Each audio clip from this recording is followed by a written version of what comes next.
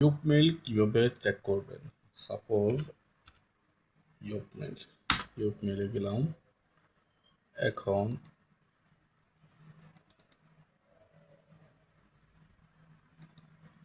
এইটা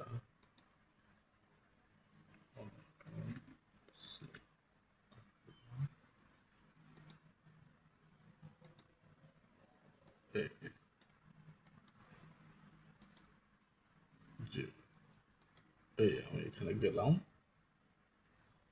I am not a robot, buses, okay, verify. এখন আমি টাকা মূল্যে যদি সুইট পাই, ইমেলে যাই, আমার পাসওয়ার্ড কপি,